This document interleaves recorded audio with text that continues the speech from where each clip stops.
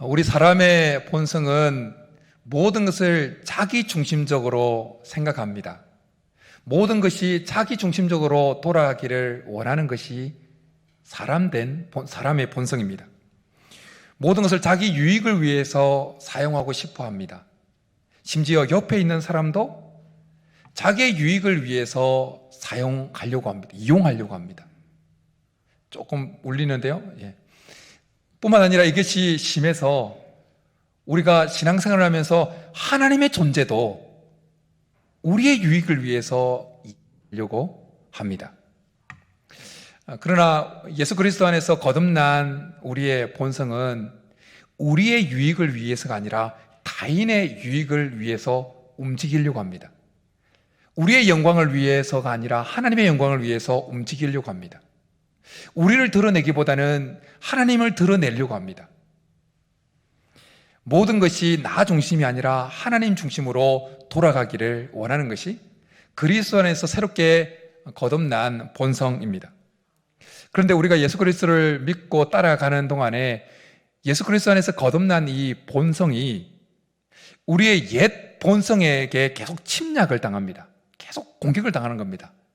그래서 어느 순간 우리의 마음이 분명히 그리스도인으로서 거듭났는데도 우리의 본성이 모든 것이 나 중심으로 돌아가기를 원하는 상태로 우리의 마음이 그렇게 변질되어 있다라는 것입니다. 그러기에 이렇게 종료주의를 보내면서 우리는 한 번 더 그리스도 안에서 거듭난 우리의 본성이 제자리를 찾아가려고 합니다. 오늘 시간 말씀을 나누는 가운데 그리스도 안에서 거듭난 우리의 본성이 하나님 은혜로 제자리를 찾아가는 은혜가 있기를 간절히 축복합니다. 오늘 예수님께서 예루살렘으로 입성하시는 이 모습은 겉으로 볼 때는 왕의 행차입니다. 왕의 행차. 주위 사람들이 호산나 다윗의 자손이여라고 막 외칩니다. 군중들이 외칩니다. 그런데 자세히 보면 예수님의 이 예루살렘 입성의 모습은 왕의 행차라고 보기에는 너무나 이상한 구석이 참 많습니다. 코미디 같다는 느낌이 듭니다. 분명히 이 예수님의 입성을 사복음서가 다 증거하고 있습니다. 그래서 누가복음에 보면 이 청중들이 이 예수님을 따르는 예수님의 행차를 따르는 자들이 이렇게 예수님을 향해서 고백을 하기도 했습니다. 찬송하리로다 주의 이름으로 오시는 왕이여 하늘에는 평화요 가장 높은 곳에는 영광이로다. 이렇게 예수님이 왕이라고 고백을 하는데 예수님의 행차를 보면 전혀 왕 같지 않는 것입니다. 여러분 보통 왕의 행차는 어떻게 됩니까? 앞뒤에 창칼과 방패를 든 군사들이 다 도열해서 같이 움직입니다. 왕의 안전을 위해서. 그리고 왕은 어마무시한 그 곳에 탁 앉아가지고 같이 백마가 이끄는 그 마차에 쫙 타서 움직입니다. 그런데 예수님의 예루살렘 입성의 모습을 보십시오. 앞뒤에 도열에 있는 군사가 있습니까? 없습니다. 예수님이 타고 있는 것이 백마입니까? 나귀도 그냥 나귀가 아니라 예수님의 몸무게를 이길까 말까한 나귀 새끼입니다. 그리고 레드카펫가 깔려있지 아니하고 사람들이 입던 옷을 그냥 널브러뜨린 거예요. 코미디예요, 코미디. 예수님은 분명히 왕으로 입성하시지만 예수님의 모습은 종의 모습이었습니다. 섬기는 자의 모습이었습니다. 예수님은 의도적으로 백마를 고르시지 아니하고 나귀 새끼를 고르셨습니다. 그것은 예수님께서 스가랴 선지자를 통해서 예언하신 그 예언의 말씀을 성취하고자 하는 차원이기도 했습니다. 스가랴 선지자는 이렇게 예언을 했습니다. 오실 왕에 대해서 공의로우시며 구원을 베푸시며 겸손하여서 나귀를 타시나니 나귀의 작은 것 곧 나귀 새끼니라. 예수님은 분명 왕으로 입성을 하십니다. 그런데 왕이시지만 어느 누구 위에 군림해서 자기의 유익을 취하는 그런 모습으로 입성하지 아니하시고 다른 사람의 유익을 위한, 하나님의 유익을 위한 종의 모습으로 들어가십니다. 나귀 새끼를 취한 그 모습을 통해서 우리는 그것을 보게 되어집니다. 그러기에 예수님의 예루살렘 입성의 행차는 왕의 행차가 아니라 더 정확하게 말하면 종의 행차였습니다. 예수님은 마지막 6월절 만찬을 앞두고 제자들에게 이렇게 말씀하셨습니다. 나는 섬기는 자로 너희 중에 있노라. 그러면서 친히 제자들에게 무릎을 꿇고, 제자들 앞에서 무릎을 꿇고 제자들의 발을 씻기셨습니다. 십자가에 드러난 예수 그리스도의 사랑은 자기 유익을 추구하는 그런 사랑이 아닙니다. 타인의 유익을 위한, 타인의 유익을 추구하는 사랑입니다. 하나님의 영광을 추구하는 그런 사랑입니다.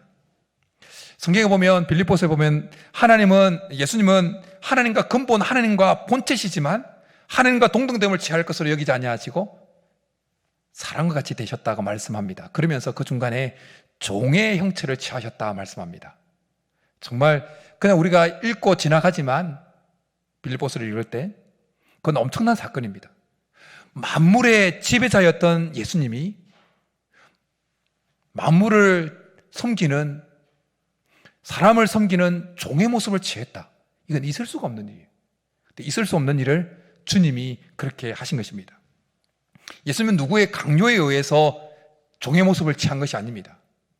그 종의 모습을 취한 그것을 십자가에서 죽기까지 계속해서 벗어 던지지 아니하고 계속해서 입고 있으면서 계속 가십니다. 그리고 하나님의 종으로서 하나님께서 예수님에게 부여하신 그 모든 사명을 잘 감당합니다. 그 결정적인 모습이 오늘 종료주일부터 시작해서 한 주간, 고난 주간, 이 한 주간 더 극명하게 보여집니다. 예수님은 그 종의 모습을 철저하게 보여주십니다. 우리는 이 종료주일에 우리가 주목하고자 하는, 깊이 생각하고자 하는 것은 바로 예수님의 종된 모습입니다. 종으로서의 예수님의 모습입니다. 우리가 종료주일에 이 종으로서의 예수님의 모습을 보면서 우리도 예수님을 그렇게 따라가고 있는가? 우리도 예수님처럼 종된 모습을 나의 유익이 아니라 다른 사람의 유익을, 타인의 유익을 위해서, 하나님의 유익을 위해서 예수님을 쫓아가고 있는가? 우리는 점검해 보아야 되는 것입니다. 오늘 말씀을 나누는 가운데 우리 속에 정말 나의 유익을 위해서가 아니라 타인의 유익을 위해서, 하나님의 영광을 위해서 쫓아가는 그 마음이 다시 회복되어지기를 간절히 축복합니다. 예수님께서 예루살렘에 입성할 때 예수님의 행차를 쫓아갔던 그 무리들, 행차를 따랐던 사람들은 두 부류로 나눠집니다. 한 부류는 자기의 유익을 위해서 예수님 행차를 쫓아갔던 자입니다. 또 한 부류는 타인의 유익을 위해서, 주님의 유익을 위해서 예수님을 쫓았던 자입니다. 먼저 자기의 유익을 위해서 예수님을 쫓았던 사람들을 한번 생각해 보겠습니다. 예수님을 쫓아가는 그 사람들, 예수님을 향해서 호산나 다윗의 자손이여 외쳤던 사람들은 무슨 생각을 하면서 그렇게 외쳤을까요? 예수님을 그렇게 열렬히 환영했던 그들의 밑바탕에 있는 그 동기들은 뭐일까요? 뭘 위해서 그렇게 예수님을 향해서 호산나 다윗의 자손이여라고 외쳤을까요?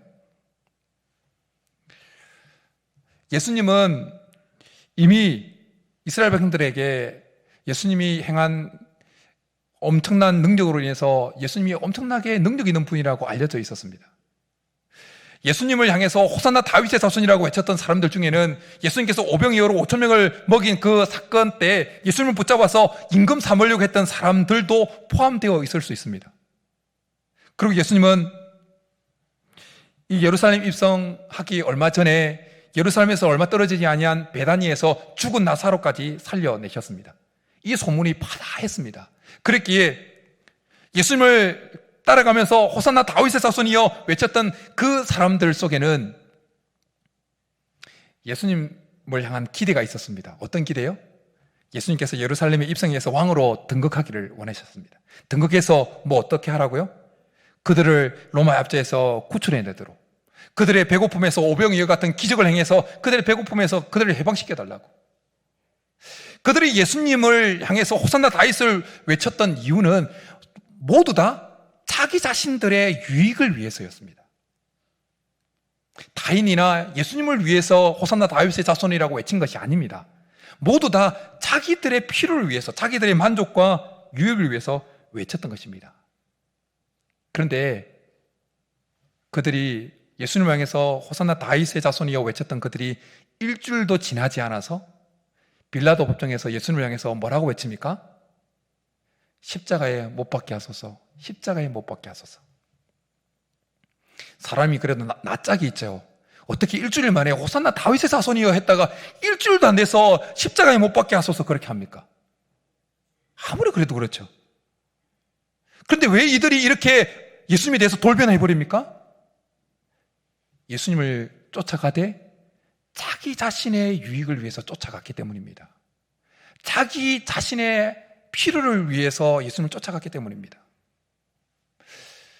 우리는 그리스도를 쫓아가는 그리스도인들입니다.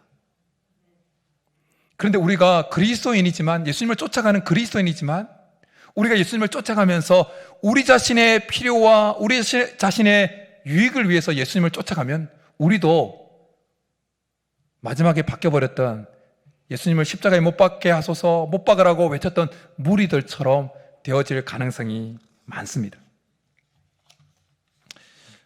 우리가 주님을 쫓아가면서 주님이 내 만족을 채워줘야 되고, 내 기대를 채워줘야 되고, 내 기도에 응답해줘야 되고, 그런 마음만 가지고 주님을 쫓아가면 어느 순간 우리는 주님에 대해서 실망합니다.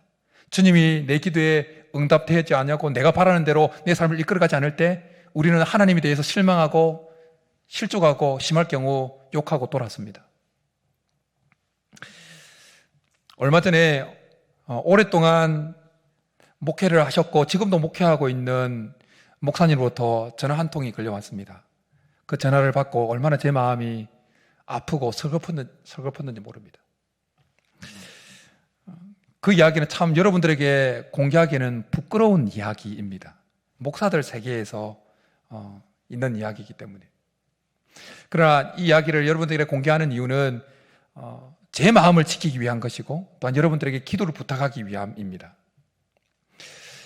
저에게 전화를 걸어왔던 그 목사님의 이야기의 요지는 이것이었습니다. 전 목사, 교회와 성도들을 담임 목사를 위해 존재하도록 만들어 가라는 것이었습니다. 제가 그 이야기를 듣고 속에서 막 부글부글 올라왔어요. 무슨 이런 소리를 하냐고. 근데 이제 나이가 많으니까 제가 대놓고 막 말할 수는 없고 빙빙빙 돌려서 이거는 아니라고 제가 그분의 이야기에 동조를 안 하니까 이런 말을 했어요. 지금은 전 목사가 그 마음을 가지고 있어도 목회 15년 하고 나면 네 마음이 바뀌는 게 문제야. 그러는 거예요. 제 마음이 어떻게 바뀐다는 거죠? 목회 15년 하고 나면 교회와 성도가 담임 목사를 위해서 존재해야 된다고 생각하는 마음으로 바뀌게 된다는 것입니다. 여러분, 어떤 목사님이든 목사님이 한 교회에 담임 목사로 가게 되어지면 어떤 마음을 가지겠습니까?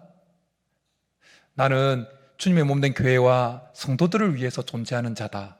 이 마음을 가지겠죠. 이게 정상적인 마음이요. 하나님이 받으시는 마음이죠. 그런데 시간이 흘러가면 어떻게 바뀐다고요? 교회와 성도가 담임 목사를 위해서 존재해야 된다라고 생각하는 마음으로 바뀌게 되어진다는 것입니다. 그 목사님이 그렇게 바뀌었다는 거예요. 그러면서 너도 바뀔 수 있으니까 미리 성도들을 그렇게 만들어 가라는 거예요. 여러분, 목사 마음에 교회와 성도가 담임 목사를 위해서 존재해야 된다고 생각하는 그 순간, 그런 마음을 가지는 순간 그 목사는 목사가 아니라 예수님께서 말씀하신 사꾼이 되는 겁니다. 사꾼. 교회와 성도가 목사를 위해서 존재해야 된다고 생각하면서 목회하는 자는 주님을 자기 유익을 위해서 쫓아가는 자인 것입니다. 그런 목사는 나중에 무리처럼 십자가에 주님을 향해서 십자가에 못 박게 하소서, 못 박게 하소서 그렇게 외쳤던 무리처럼 될 가능성이 많습니다. 여러분들에게 기도를 부탁합니다. 저를 위해서 기도해 주십시오. 이제 담임 목사 한 지 5년째입니다. 아직 5년째면 제가 처음 우리 소살결 교회에 왔을 때 그 초심이 여전히 유효할 수 있는 아직 기한이에요. 15년 지나고 이제 더 10년 목회하면 마음이 그분이 이제 바뀐다고 그러는데, 목회 15년 이후가 아니라 주님 앞에 서는 그날까지 목사인 제 유익을 위해서 주님을 쫓아가지 않는 목사가 되도록 저를 위해서 기도해 주시기 바랍니다. 그런데 사랑하는 여러분, 목사인 저만 초심을 지켜야 되는 겁니까? 목사인 저만 주님을 쫓아가면서 나의 유익을 위해서 주님을 쫓아가고자 하는 그 마음이 들어오지 않도록 경계해야 되는 것입니까? 아닙니다. 우리 모든 그리스도인들이, 그리스도인이라고 말하는 우리 모든 그리스도인들이 주님을 쫓아가면서 우리의 마음에 나의 유익을 위해서 주님을 쫓아가는 그것을 경계해야 되는 것입니다. 목사만, 교회와 다른 성도들이 나를 위해서, 목사를 위해서 존재해야 된다고 생각하는 그 마음을 경계해야 되는 것이 아니라 우리 모두가 다른 성도와 교회가 나를 위해서 존재해야 된다고 하는 그 생각이 들어오는 것을 경계해야 되는 것입니다. 우리 그리스도인들은 주님이 말씀하시고 주님이 사셨던 그 모습을 닮아가려고 몸부림치고 쫓아가는 자들입니다. 주님이 자기의 유익을 구하지 아니하고 타인의 유익과 하나님의 유익을 위해서 그렇게 쫓아가셨던 것처럼 우리도 그러해야 된다는 것입니다. 다른 성도들이 나를 위해서 존재하는 것이 아니라, 교회가 나를 위해서 존재하는 것이 아니라, 내가, 우리 자신이 다른 성도들을 위해서, 교회를 위해서 존재해야 된다라고 생각하면서 주님을 쫓아가야 된다라는 것입니다. 그렇게 될 수 있기를 간절히 축복합니다. 이게 종의 행차를 쫓아가지 아니하고, 왕의 행차를 쫓아가지 아니하고 종의 행차를 쫓아가는 자의 모습입니다. 여러분, 왕의 행차를 쫓아가면 왕의 행차에서 떨어지는 끈덕이라도 부스러기라도 있을 거라고 생각하고 자기의 유익될 만한 것이 있을 것이라고 왕의 행차를 쫓아가잖아요. 근데 종의 행차를 쫓아가면 종에게서 무슨 자기에게 유익한 것이 떨어지겠습니까? 근데 우리는 종의 행차를 쫓아가야 되는 자들인 것입니다. 우리가 하나님을 믿고 섬기면서 세상적으로 아무리 잘 나가게 되더라도, 세상적으로 아무리 큰 것을 가지고 영향력을 끼치고 많은 재물을 가지고 권세를 가진다 할지라도 우리의 마음은, 주님을 쫓아가는 우리의 마음은 항상 우리 자신의 유익을 위해서가 아니라 타인과 하나님의 영광을 위해서 쫓아가는 그 마음의 상태를 유지해야 될 줄 믿습니다. 그래야 하나님께 계속해서 은혜를 받는 거예요. 그래서 그래야 계속해서 하나님이 그 인생을 책임져 주시는 것입니다. 근데 만약 우리의 마음이 어느 순간 변질되어서 좀 잘 나가게 되었을 때, 어느 순간 나의 유익을 위해서 주님을 쫓아가게 되어지면 하나님이 그 인생 버리시는 거예요. 여러분, 임금을 태운 당나귀 이야기 한 번쯤 들어보셨을 겁니다. 한날에 당나귀가 있었습니다. 왕을 태우고 돌아다니는. 당나귀의 임금이 당나귀를 타고 나라를 순시하면 백성들이 막 왕에 대해서 박수갈채를 보내었습니다. 임금을 태웠기에 당나귀도 그에 걸맞게 치장을 하고 아름답게 장식이 되어졌습니다. 그래서 사람들이 임금에게만 박수갈채를 보내는 것이 아니라 그렇게 예쁘게 단장된 당나귀에게까지도 정말 멋지다, 그렇게 박수를 보냈습니다. 그 백성들이 보내는 박수갈채에 당나귀의 마음에 이렇게 이제 교만이 찾아온 거지. 그래서 생각이 했습니다. 내 위에 타고 있는 임금만 사라지면 이 모든 갈채를 내가 다 받을 텐데.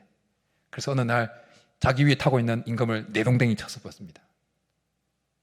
그 내동댕이 쳐진 그 순간 당나귀는 목베임을 당해서 죽었다는 이야기입니다.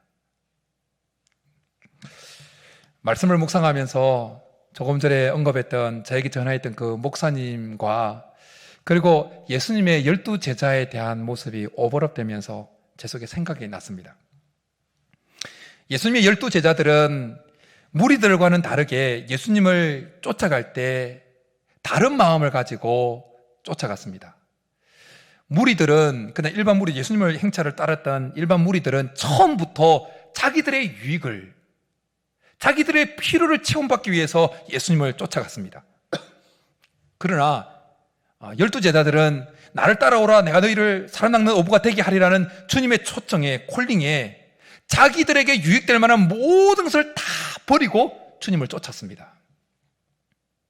그리고 주님과 함께하는 시간이 길어질수록 예루살렘을 향해서 가까이 다가오면 다가갈수록 예수님은 많은 사람들에게 박수갈채를 받았습니다.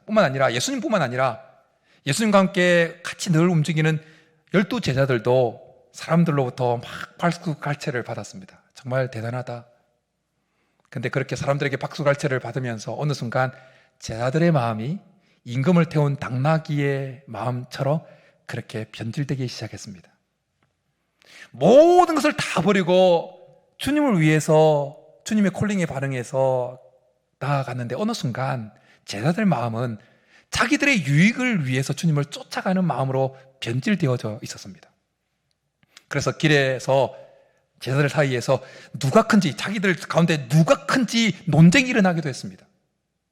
그런가 하면 오늘 예수님의 예루살렘 입성이 기록되어 있는 마가복음 11장 바로 앞장 11장에 보면 예수님과 예수님의 그 일행들이 예루살렘 가까이 왔을 때 요한과 야고보가 예수님에게 이런 부탁을 합니다. 주의 영광 중에 우리를 하나는 주의 우편에 하나는 좌편에 앉게 하여 주옵소서. 한 자리 좀 달라는 것이죠. 그런데 이 이야기를 듣고 다른 10명의 제자들이 화를 이었다고 그렇게 성경은 기록하고 있습니다. 무슨 말입니까? 10명의 제자들도 다 한 자리 하고자 하는 마음을 가지고 있었다는 거예요. 제자들은 처음에는 모든 것을 버리고 주님을 쫓았는데 어느 순간 자기의 유익을 위해서 주님을 쫓아가는 자로 변질되어 있었다는 것입니다. 여러분, 3년 동안 예수님과 동고동락하고 예수님께 직접 가르침을 받고 예수님께서 행하시는 놀라운 기적을 보았던 그 제자들도 이렇게 어느 순간 그 마음이 자기 유익을 위해서 주님을 쫓아가는 자로 변질되어졌다면 우리는 얼마나 더 쉽게 변질될 수 있겠습니까? 누가복음에 보면 동일하게 예수님께서 예루살렘 입성하는 그 본문이 기록되어 있는 그 장면을 보면 예수님께서 예루살렘 가까이 오셨을 때 제자들은 여전히 호산나 다윗의 자손이여 외치는데 누가복음에 보면 예수님은 예루살렘을 보시고 우셨다라고 기록하고 있습니다. 우셨다. 예수님의 이 종의 행차를 보지 못하고 왕의 행차만 보고 환호성을 하는 그들의 모습을 보시고 우신 것입니다. 그런데 어쩌면 2000년이 지난 지금 이 종려주의를 보내면서 주님을 따른다고 하는 수많은 사람들을 보시고 주님은 어쩌면 2000년이 지난 지금 눈물을 흘리고 계시는지 모릅니다. 주님을 따른다고 하지만 어느 순간 자기도 모르게 자기의 유익을 위해서 주님을 쫓아가고 있는 그런 수많은 그리스도인들을 보시면서 주님은 울고 계시는지 모릅니다. 주님이 우리 각자의 모습을 보시면서 어떤 반응을 보이시겠습니까? 여러분, 이 종려주의를 보내면서 우리는 한 번 더 우리의 마음을 점검해 보아야 되는 것입니다. 정말 내가 그리스도인인데, 내가 주님을 쫓아가는 그리스도를 쫓아가는 그리스도인인데 내 마음은 정말 나의 유익을 위해서 주님을 쫓아가고 있지는 않은가? 내 마음은 정말 주님을 위해서, 타인을 위해서 주님을 쫓아가고 있는가? 우리 마음을 점검해 보아야 되는 것입니다. 오늘 본문을 보면 자기의 유익을 위해서 주님을 쫓아가는 무리와는 다르게 타인과 주님을 위해서 주님을 쫓아가는 한 사람이 등장합니다. 그 사람은 바로 주께 나귀 새끼를 내놓았던 나귀의 주인입니다. 그 사람은 이름도 등장하지 않습니다. 나귀 새끼 빌려주었다고 제자들처럼 한 자리 달라고 요구하지도 않습니다. 좀 자기 이름 기록해달라고 요청하지도 않습니다. 주가 쓰시겠다고 하면 자기가 가진 그 모든 것을 주를 위해서 내어놓습니다. 이 사람이 진짜 주님이 원하시는 제자이지요. 제자입니다. 이름은 없지만 하나님이 우리에게 요구하시는 모습이 바로 이런 모습입니다. 주가 쓰시겠다고 하면 주를 위해서 우리의 생명까지도 내어놓을 수 있기를 하나님은 원하신다는 것입니다. 타인의 유익을 위해서, 주님의 영광을 위해서. 세계적인 지휘자 중에 레너더 번스타인이라고 하는 유명한 지휘자가 있습니다. 그 지휘자가 오케스트라를 가지고 한번 쫙 연주를 하면 그 청중들이 그냥 황홀경에 빠지고 빨려 들어가는 연주를 하는 연주자였다고 합니다. 이 지휘자였다고 합니다. 그 번스타인에게 한 기자가 질문을 했습니다. 오케스트라 중에 가장 중요한 연주자는 누구라고 생각합니까? 그 질문을 받고 번스타인이 조금 더 지체 없이 제2 바이올린 연주자입니다 라고 대답했답니다. 그래서 왜 그 대답을 했는지 이렇게 설명을 했어요. 오케스트라에서 제1 바이올린은 삐삐삐삐 하는 게 있잖아요. 바이올린 소리가 엄청 높잖아요. 하이잖아요. 제1 바이올린은 그렇게 하이 연주를 하면서 많은 사람들의 주목을 받고 많은 사람들의 박수를 받는다는 거예요. 그 연주자는. 그런데 제2 바이올린은 그렇게 소리가 그렇게 경쾌하고 막 나오지 아니하고 화음을 이어주는 역할을 하는 거예요. 그렇지만 그 제2 바이올린 연주자가 최선을 다해서 연주를 해야 그 오케스트라 화음이 아주 아름답게 되어진다는 거예요. 그래서 다른 사람에게 박수 갈채를 받지 않지만 못하지만 그렇게 자기에게 최선을 다하는 그 제2 바이올린 연주자가 제일 중요한 연주자라고 이야기를 했습니다. 예수 그리스도 안에서 거듭난 본성은 바로 제2 바이올린 연주자와 같은 자의 마음을 가지고 있는 겁니다. 사람들의 시선을 받지 못해도 타인을 위해서, 하나님의 영광을 위해서 자기에게 주어진 사명을 열심히 하는 것, 그것이 바로 예수 그리스도 안에서 거듭난 본성이 가지는 특징인 것입니다.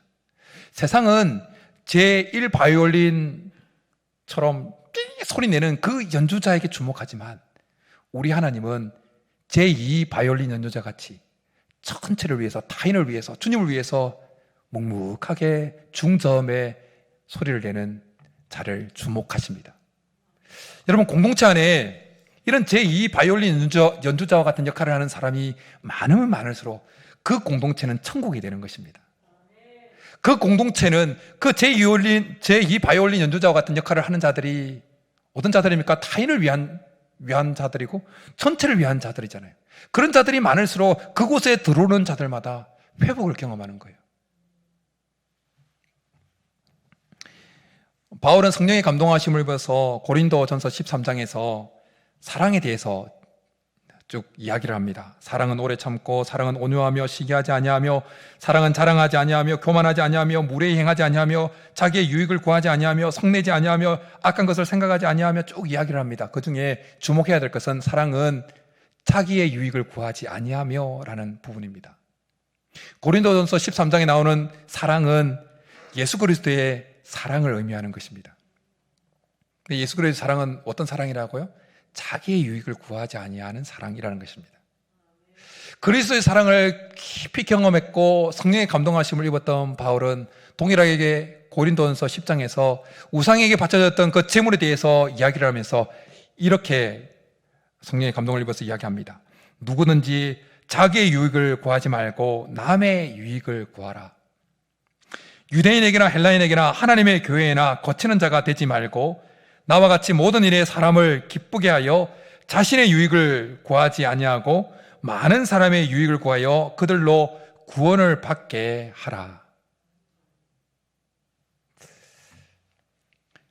오늘 말씀 이후에 찬송가 323장 부름받아 나선 이 몸 이 찬양하면서 찬양하고 난 후에 기도할 텐데요.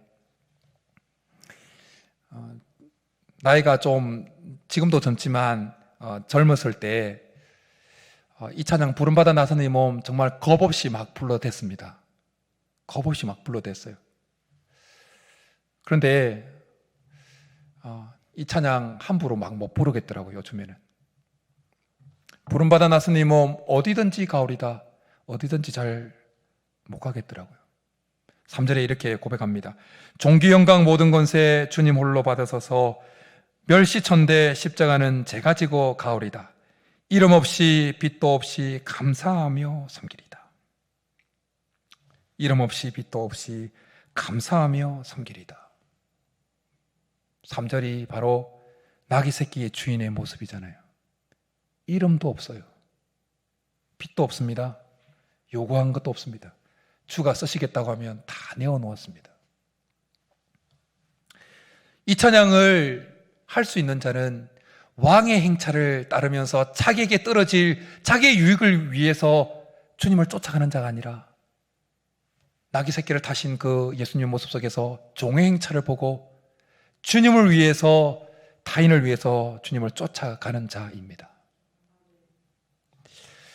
여러분 어떻습니까? 이 찬송가, 부름받은 나선이 몸, 이 찬송가 여러분 막 불려질 수 있습니까? 여러분 마음속에 정말 신앙의 고백으로 진하게 마음을 담아서 쉽게 나올 수 있는 찬양입니까? 저도 자신이 없습니다. 그러나 이 종료주일에 이 찬양을 한 번 더 우리가 부르면서 주님을 쫓아가는 우리의 마음을 다시 새롭게 하기를 원합니다. 주님을 위해서, 타인을 위해서 주님을 쫓아가는 마음으로 우리의 마음이 회복되어지는 은혜가 있기를 간절히 축복합니다. 그래서 우리를 통해서 더 많은 사람들이 주께로 돌아오고 우리를 통해서 하나님이 영광 받으시도록 우리의 마음이 다시 회복되어지는 은혜가 있기를 주님으로 축복합니다. 이 시간 우리 말씀 생각하면서 찬송가 323장 찬양하고 기도하며 나가겠습니다. 부름받아 나서니 몸.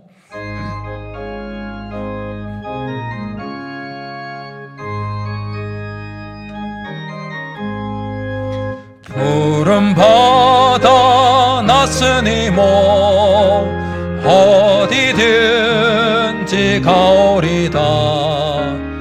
괴로우나 즐거우나 주만 따라가오리니 어느 누가 막으리까. 죽음인들 막으리까. 어느 누가 막으리까. 죽음인들 막으리까. 아골 골짝 빈들에도 복음 들고 가오리다. 소돔 같은 거리에도 사랑 안고 찾아가서 종의 몸에 지닌 것도 아낌없이 드리리다. 종의 몸에 지닌 것도 아낌없이 드리리다. 존귀 영광 모든 권세 주님 홀로 받으소서. 멸시천대 십자가는 제가 지고 가오리다. 이름 없이 빛도 없이 감사하며 섬기리다. 이름 없이 빛도 없이 감사하며 섬기리다.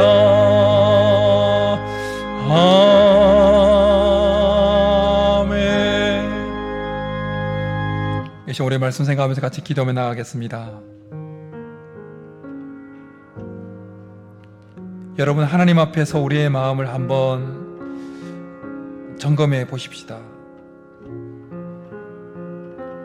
제자들도 처음에는 자기에게 유익한 모든 것을 버리고 주님의 부르심에 반응해서 나아갔다가 그러나 어느 순간 그들의 마음에는 자기들의 유익을 위해서 주님을 쫓아가는 상태로 변질되어져 버렸습니다.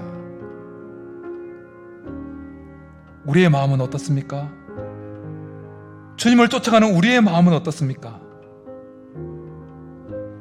나귀 새끼의 주인 같은 마음입니까? 아니면 왕행차를 따랐던 그 무리들 같은 마음입니까?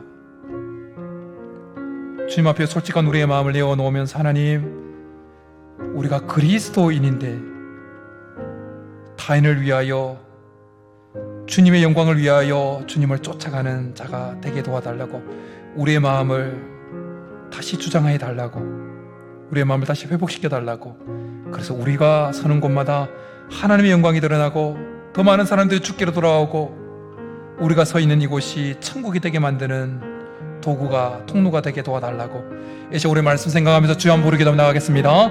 주여, 살아계신 하나님 아버지, 우리의 마음을 주님 앞에 내어놓습니다.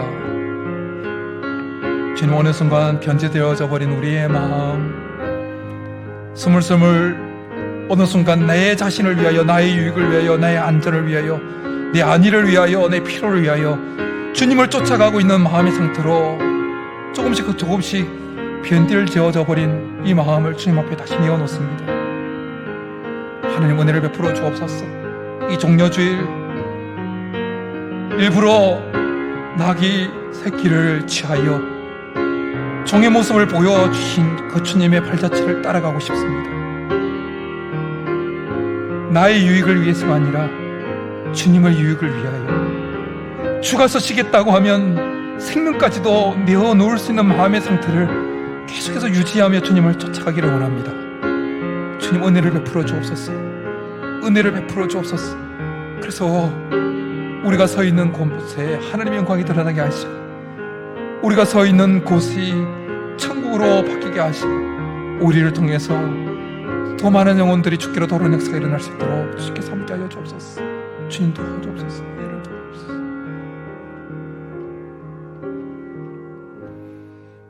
살아계신 하나님 아버지, 우리의 마음을 하나님 앞에 내어놓으며 다시 수술받기를 원합니다. 다시 회복되기를 원합니다. 주님을 쫓아가고자 했던 그 초심을 다시 회복시켜 주옵소서. 나의 유익을 위해서가 아니라 하나님의 유익을 위하여, 타인의 유익을 위하여 주님을 쫓아가는 마음의 상태로 회복시켜 주옵소서. 그래서 주가 쓰시겠다고 하면 우리의 생명까지도 내어놓을 수 있는 마음의 상태를 계속해서 유지하면서 주님을 쫓아가게 도와주옵소서. 그래서 우리가 서 있는 곳이 천국이 되게 하시고, 우리가 서 있는 그곳이 하나님의 영광이 드러나는 곳이 되게 하시고, 더 많은 사람들 우리를 통해서 주께로 돌아오는 역사가 일어나게 역사하여 주옵소서. 그렇게 해주시기를 간절히 바라옵고 나오며 예수님의 이름으로 축복하며 기도드립니다. 아멘.